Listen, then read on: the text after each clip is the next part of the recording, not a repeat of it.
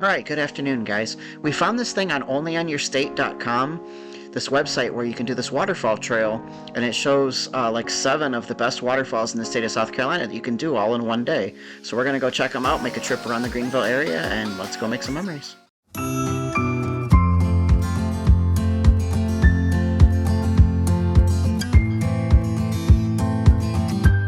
Okay, so these are the Reedy Falls and Falls Creek. It's on the Reedy River. It says it's the centerpiece of downtown Greenville.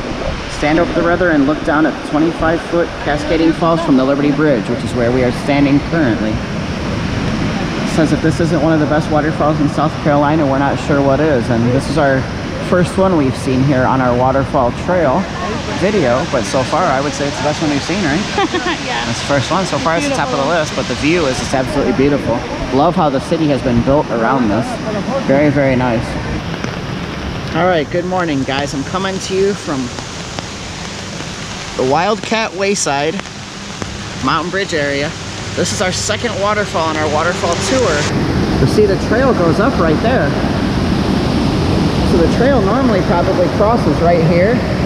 But with all the rain that we're getting and the fact that it's spring, so snow is melting up in the mountains, the waterfall is extremely high. The water level is very high here. You see there's your upper falls, which are beautiful. And then it streamlines down to your lower falls. Normally you probably would walk across this, but you can see there's plenty of rock here. It's just way too deep and the current is way too strong to try to go across. So yeah, there's a hiking trail that goes up into the mountains. How cool is that? This is from Table Rock State Park. This is where we see our next waterfall, which is what, Carrick Creek Falls, I believe it's called. But from the parking area you can see this view of this lake down here, and then there's canoes and stuff over to the left over there. There's a couple of different hiking trails in the area, but we're only going to do the short one that takes you up to the Carrick Creek Falls. It's a quarter-mile trail. Okay, so coming up from the parking lot there, this is at Table Rock State Park. You have to pay to get into the state park. It was like $6 for adults and I think $3.50 for the kids. It was like 15 bucks for us to get into the state park. And then they have, like, if there's nobody at the guard shack, they just have like an honor box, which is what we used. And then also when you come up into this, you just keep driving up to this main parking area here, Table Rock Hiking Trails. And then when you get here, it says the trails close at 7 p.m. and then they have a sign-in system. See, we're doing the Carrick Creek Trail. It's a 1.9 mile loop, but we're only doing a quarter mile outside to the waterfall and back. See, there's the waterfall that we're gonna go see. Supposedly that's only a quarter mile away. But it says all hikers must register. So even if you're just hiking to this, they want you to register, which we did. You just grab a card. They have pencils under here to stay dry. You just fill it out right here and drop it in the lockbox. You don't want anybody to get lost in the woods. That's the reason why they do it. A lot of people think, well, I'm barely hiking. I don't have to do that. We always should. It's for the safety of you and everybody else who's out hiking. They have 2 separate individual bathrooms. Not one, like I said, normally to film in a bathroom, but they're very clean and very well maintained. So we made it from the parking lot to the Carrick Creek Falls. It's a very short, very easy walk. So they said quarter of a mile on a paved trail. I don't even think it was that far. But this is our view. Another beautiful waterfall here in South Carolina. Ooh, I can feel the moisture coming off the waterfall because it's windy today. Not that I'm not already soaked anyway.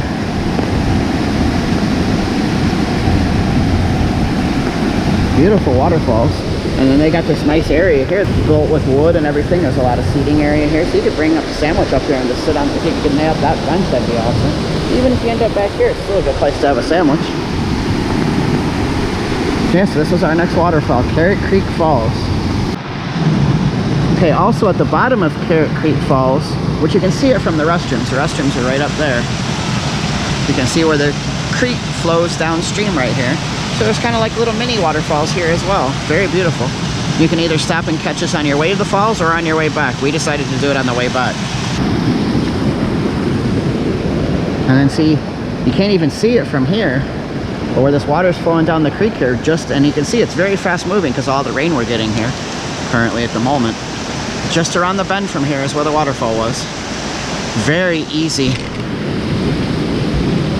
I'm not a hiker. I mean, I can walk. I can hike, but it's not my favorite thing to do. But this was a very easy hike. Just a few short steps. A nice little short walk from the parking lot.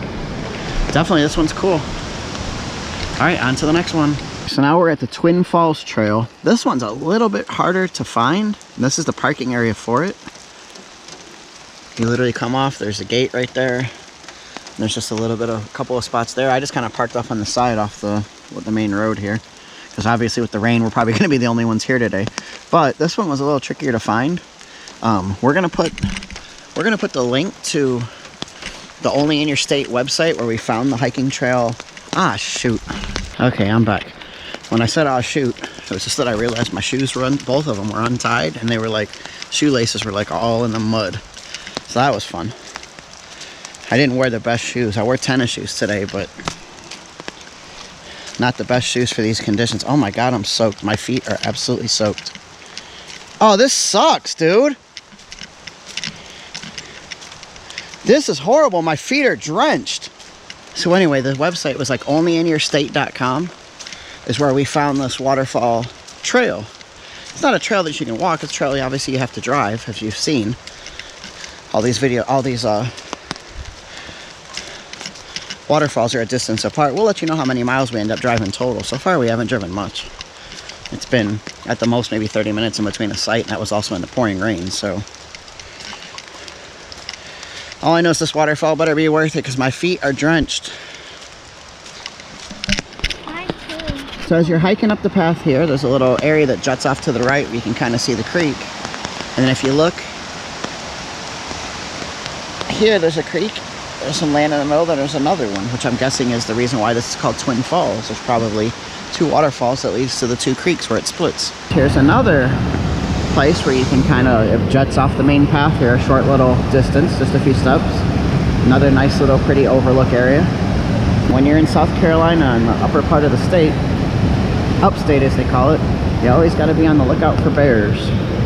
Bears are common in this part of the state. So we suggest bringing jingle bells or making noise. We don't have jingle bells, so we make silly noises. Woo! Woo! Jingle bells, jingle bells, jingle all the way. Hey, that's not the song. It's jingle bells, bears need to go away. Take a hike and hit the trees. Because we don't want to get bit, please. Jingle bells, bears, get out of the way. Never said I was a singer, did I? So now we're heading back to the main path to head back up to Twin Falls. I like how this one in the description on the website just says a short hike. Easy access, a short hike. It doesn't tell you how far. So whose definition of short? This is definitely the longest walk we've had so far. It's not bad, other than the fact that it's like muddy as can be because of the rain. It is a pretty easy hike. The biggest worry you have is tree roots like that. But this is the kind of trail we're dealing with here.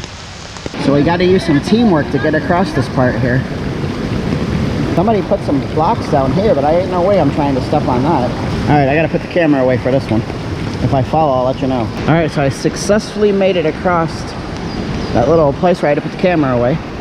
You probably heard me walking. Now, we've got to go around this tree. We're actually right next to the creek now, or to the river, whatever this is. But it is deep and it is flowing fast because of all the rain. This is the kind of trail we're hiking. It's tree root after tree root after tree root. This is not the easiest thing. You got to watch where you're going. So we got to the end of the short hike. It was an easy hike. It's just a little treacherous being that it's all wet. When you get to the end, when you reach the boardwalk, you know you've made it. You walk up this little boardwalk. And there's this little sitting area over here. But the piece de resistance, the beautiful view is right there. Look at Twin Falls. Wow, it is so beautiful. Worth the hike. This one has become our favorite one now, I think, out of what we've seen. We also are going to, at each of these waterfalls, we're recording about 1.5 minutes or so of just the waterfall and just dead silence. And we're going to put all those together and do them in a separate vlog. Just so you have something if you want to, it'll be about a 10 or 11 minute video of nothing but waterfalls and silence. So, let me just let you take in the view for a moment of this one as I do as well.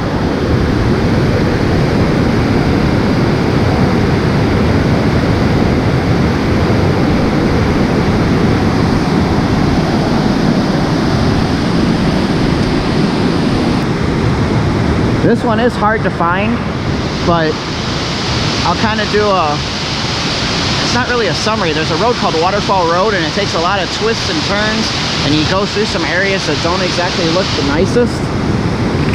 Not to be mean, but there's a few. We saw a couple of really dumpy looking houses. There's a couple of sketchy looking people. But just stick with that Waterfall Road. You stick with that road, and like I said, it'll say dead end at one point. You make a right there, and then you follow the road, and then you get to a private drive, or you can go one direction, and you make it. So just kind of stick with it. You're gonna lose GPS signal, but it's okay. It is what it is, as they say. But definitely, this one's definitely worth seeing. You see how beautiful it is. Definitely worth a little bit of the extra drive. I would suggest screenshotting, taking photos with your cell phone of the Only on Your State's website, printing it out. We had a printed copy, which helped getting a South Carolina state map. But just screenshotting your step-by-step directions to get here, because it's tough. It's tough to find it. We lost our cell signal. Luckily, we had screenshotted stuff, so we were able to find it okay. Definitely worth it. You don't want to give up when you're driving, so stick with it. Worth the view. Just a little tip there. Screenshot your directions, all right? All right, we'll see you guys at the next waterfall. All right, so we made it to our next stop here for our waterfall trail. It's Isoquina Falls. But before we do the waterfalls, we saw that there's this stump house tunnel. It's just up the road from there. So it's not responsible for accidents, open 8 to 8. Dogs on a leash. Foot traffic only. Not sure exactly what this is, but we paid $5 to get in here to this park, so we figured we might as well do this and the falls. And it's only $5 per car. So this says, this history of Stump House Tunnel is as rich as the surrounding land, and carries with it stories of dreams, failures, hardships, and opportunities. The dream was to develop a railroad line from Charleston, South Carolina to Cincinnati, Ohio. The Blue Ridge Rail line was completed from Charleston to Pendleton in the 1850s, but the granite Stump House Mountain presented a major challenge. 1,500 tunnel workers and their families made their home on Stump House Mountain. Most of the workers were Irish immigrants who were following their dreams to America. They worked 12 hours a day, 6 days a week, using only sledgehammers, hand drills, and powder. Tunnel Hill was a rough town with more saloons than churches. Dismayed by the lack of sobriety and the lawlessness he encountered in the town, Father O'Connell worked to get the railroad company to agree to fire anyone that did not remain sober. He built a Catholic church dedicated to St. Patrick and established a school for the education of the miners' children. And it says in 1850, German colonization society from Charleston organized the town of Walhalla, which is about 5 miles southeast of Stump House Mountain. The prospects of having a major railroad line brought excitement about future economic opportunities. Stump House Tunnel was to be 5,863 feet long. Now that's like a mile, over a mile. Sorry, it's hard to read because the sign's all busted up. 4 shafts were to be completed to provide fresh air for the workers to allow them to work from both sides simultaneously. At the deepest level, the tunnel was 236 feet below the highest point of the mountain. They were only able to progress 200 feet per month because the rock was so tough. Wow. Workers were able to cut about 1,600 feet of the western opening before state funds ran out in 1859. Before more money could be acquired, the war between the states began. The town of Tunnel Hill faded into history. After the war, South Carolina was in no position to continue construction of the rail line, and the tunnel remains unfinished to this day. The temperature inside the tunnel is a consistent 56 degrees with 85% humidity year-round. In the 1940s, Dr. Paul G. Miller of Clemson realized that these conditions were ideal for curing blue cheese. After the process was perfected, the conditions of the tunnel were duplicated at Clemson's Agricultural Center, so all the blue cheese making was moved from here to Clemson. Today's Stump House Tunnel is one of the most visited historical sites in South Carolina. The tunnel, along with Isoquina Falls, is operated by the city of Walhalla, and we're going to see both those things here. But who knew that this tunnel wasn't completed, and then they realized that you could cure blue cheese here? That's so interesting. I guess we should have brought some cheese with us. Insert eye roll from the wife now. Attention visitors, please do not wear footwear or clothing into the tunnel that you have worn when visiting any other cave or mine. Likewise, do not wear your clothing from here into any other cave or mine. That's because you don't want to spread disease and bacteria. And this is just kind of talking about the same thing that I just read before. Just more of an actual historical marker. Alright, let's go walk up this steep hill and go check this out. Interesting. Made it to the top. Up the hill. There's an old train car here. Just showing you an example of what the trains were going to look like when they passed through here. And this is not one of our waterfalls, but there is another waterfall right here, the top of the hill. All right, so here's the tunnel that they dug through. Can you imagine having to be told as there's a wall here, here's a sledgehammer, good luck, start digging? This is kind of spooky. Stump House Hill. It's all flooded. You can't go, it's all flooded.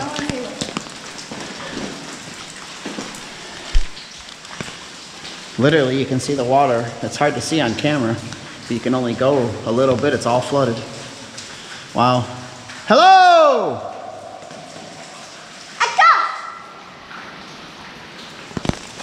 I can't even imagine being told, being handed a sledgehammer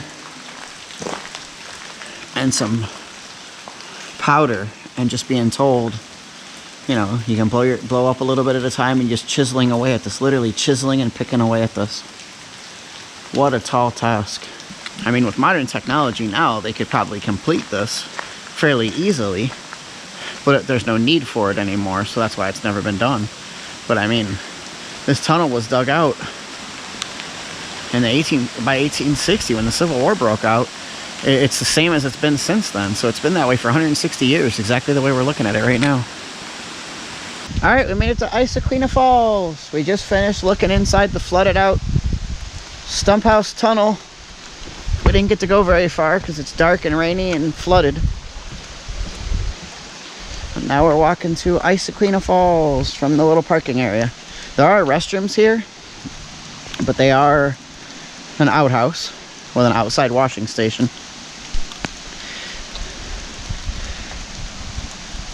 Okay, the legend of Isoquina Falls. It says local stories about this site involve variations from the poem Katichi of Kiowi, a story of love and adversity penned by J.W. Daniels in 1898. It says the beautiful waterfall is named for a creek maiden named Isoquina. There are many legends about her. The most popular story tells how a girl was captured by the Cherokee and given the name Katichi. As a young woman, she met and fell in love with a white trader named Alan Francis. One day she overheard a plan by the Cherokee to attack the settlements on the frontier. To warn her lover, she found a swift pony and rode 96 miles to this trading fort. As she traveled, Isoquina named the landmarks she crossed on her way: 6 Mile Mountain, 12 Mile River, 18 Mile Creek, and others on her way to her final destination at Fort 96. Hey, I think we're going to be there soon. I think we're going to be there in 2 days. Fearing retribution from the Cherokees, Isoquina remained with Alan, eventually marrying him. In the time, she, Alan, and their newborn baby moved back to Stump House Mountain, where they built their home. One day, the Cherokee chief, anchored with the white settlers, sent his warriors to capture Isoquina. Isoquina saw them coming and ran toward the waterfall to escape capture. Knowing that the Cherokee believed evil spirits lived in the waterfall, she pretended to leap to her death. She hid on the ledge below the waterfall, where she remained until it was safe for her to rejoin her family. Her dramatic escape has become the legend of Isoquina Falls. Well, that's pretty cool. I didn't know there was such a cool story about this place. So now I definitely want to go see these waterfalls.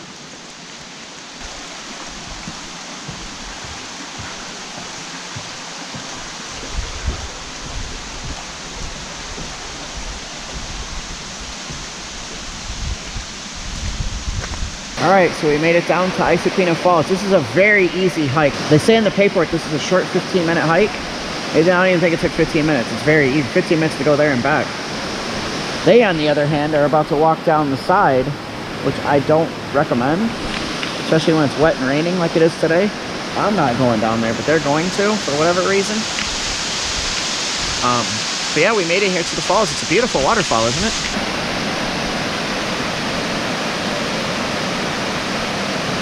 The story that we read about this place was really cool. Really, really cool.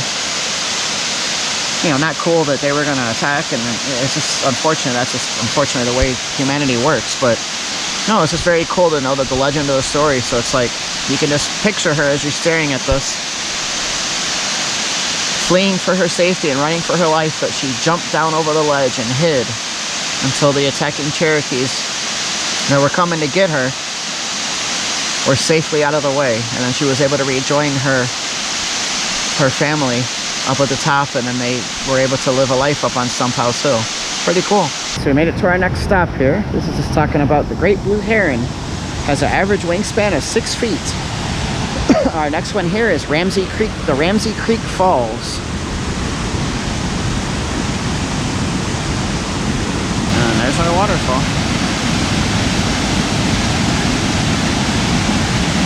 Wow. That's a pretty one too. The water looks brown though coming down. It's like dirty. It must flow down where there's a river that's kicking up a lot of clay or a lot of dirt. Or it's getting the color from the rock, maybe. Erosion of the rock.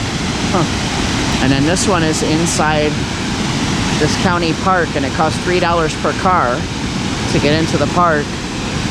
There's also some sort of suspension bridge here, I guess, too. We're gonna go see if we can find that. But $3 for the whole car, even if all you're doing is this waterfall, and you got a couple people in the car like us, it was $1 a piece to come see this. It's worth $1. Also, right off, after you get done looking at the Ramsey Creek Falls back here, right on the opposite side is a picnic area. No alcoholic beverages allowed. They even have a fire pit. They've got a barbecue grill. Is there another grill on this side? No, there's not. So there's one grill. And as soon as you cross over the bridge that was right here, there's another picnic area with one more grill, another fireplace. This is definitely a nice park to come, I mean, for $3. Very cool. Yeah, so the suspension bridge is right over here. It goes over the Chauca River. You can see the suspension bridge there in the distance. Yeah, we're gonna go across it. We ain't scared of no bridges. We're gonna walk across that thing like some champs, all right? We're just going to see what's up in this area. Ooh, some rapids in the river. All right, let's check this out. Some little rapids here in the river. And there's another little bridge right there. You go down the steps right here. And there's another little bridge right there. So right before you go over the suspension bridge, there's a beach area here. It says no fires or grills on the beach. There are picnic tables down there. You just can't bring your grills with you to cook. So you have to do your cooking back over here, and then you could bring your food down there and eat it, I suppose. But here's what we're looking at with our suspension bridge.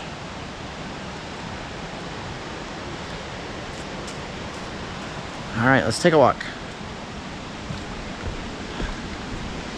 Yeah, we have some bridges like these in Florida. One of the parks we went to, Ravine Garden State Park it's called, close to Palatka, Florida. There were, I think, maybe 2 or 3 of the bridges like this. You can feel it bouncing, the suspension. The bridge is bouncing as we're walking. This one's pretty solidly built with wood, but you can feel it bounce. That's why it's called a suspension bridge. Also, if you just like bridges and you're watching this, check out our San Diego bridge hike that we did. We walked and hiked all the most famous bridges in San Diego, California. That was one of the most fun I've ever had doing a vlog. It was a lot of walking, but I'll never forget that day the rest of my life.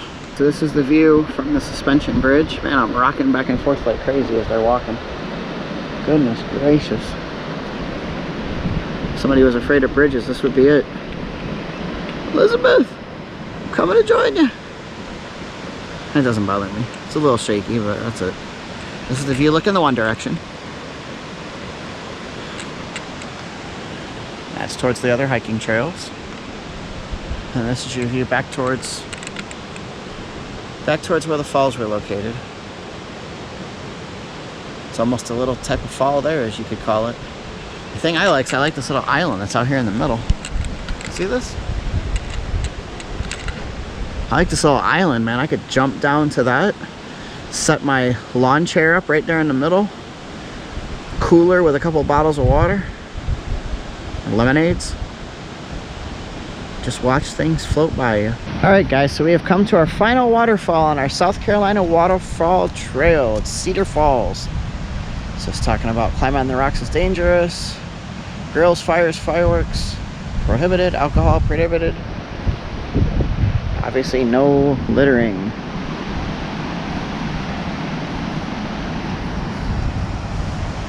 Not quite sure what the heck this thing is.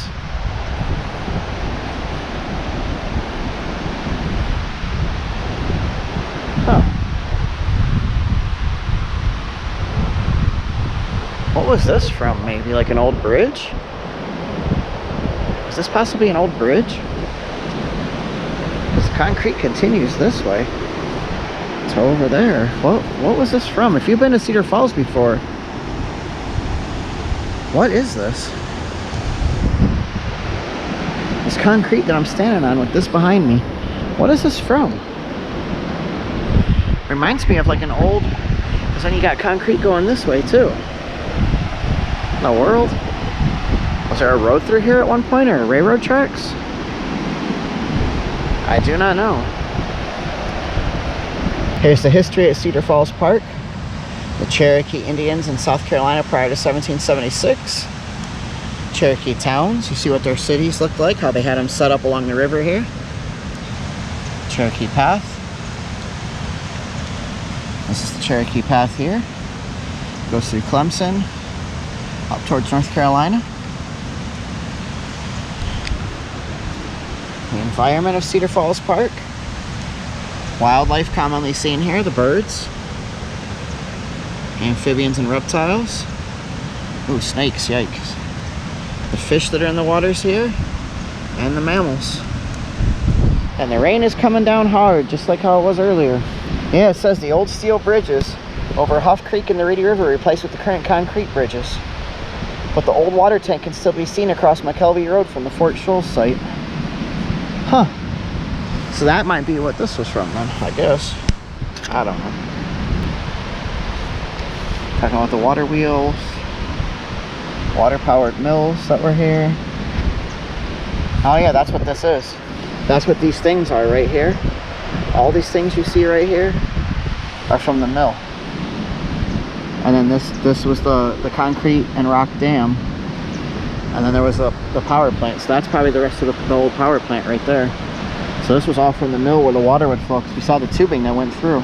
All right, so we made it down to the dam portion of Cedar Falls Park. You see where the water flows over the dam, and then down this way, downstream. And then there was the few other waterfalls that were here that we captured on video when we first came into the park. Once again, the water's moving quick here. I don't know if this is a normal pace of this water, or if it's because it's springtime and all the rain we've had. Not sure. But, very cool experience. We made it to all 7 of our waterfalls. This was our final one. This place is just south of Greenville. Like I said, I'm going to put in the description below the link to the website where we printed off the material in the map. We were able to do all these in one day. I mean, this was, and it's not even late. It's like 5 o'clock. And we also stopped for lunch, and it's not like we left at the crack of dawn. We didn't leave our hotel until, I think, a little after 9 o'clock this morning. So we did all this in about 8 hours. The driving was 100 and some miles. We still have to drive a little bit back to our hotel, so I'm thinking round trip it's maybe like 130, 140 from downtown Greenville to do this, all the looping trail of all of them. Fun experience though. Each one is unique in its own way, and we've really enjoyed it. This was a very easy hike from the car as well. All these trails have been easy. The toughest one is the one where you saw us kind of hiking through the mud. And if it was a dry day, that would have been a pretty easy hike. It was just because it was wet that made it a little tricky. All right, guys, hopefully you're still with me. You've watched all 7 of these waterfalls. Like I said, we recorded each one in silence as well, and we're gonna have that vlog up as well as this one. That one's literally just the waterfalls going, about a minute and a half at each one, about a 10-minute video total. Hopefully you can go check that one out as well. Let us know what you think. On this one here, we really enjoyed the South Carolina Waterfall Trail. The link is in the description below for the website that will guide you on the same path, so you can follow in the same footsteps that we just did. All right, if you like this video, smash that like button, smash that subscribe button if you haven't already. I'm telling you, we got a lot of stuff planned. We're always traveling, we're always doing different stuff all over the Southeast, Florida, and beyond. If you're a returning subscriber, thanks so much. You guys know who you are. Leave us a comment down below. With that being said, we started the day with rain. We got here, the sun is out. Why couldn't it have been the opposite way, I guess? I mean, why couldn't the sun have been out all damn day? All damn day. Just damn. Oh, that's the end of my stupid jokes. Thanks so much for watching, guys. As always, we'll see you soon.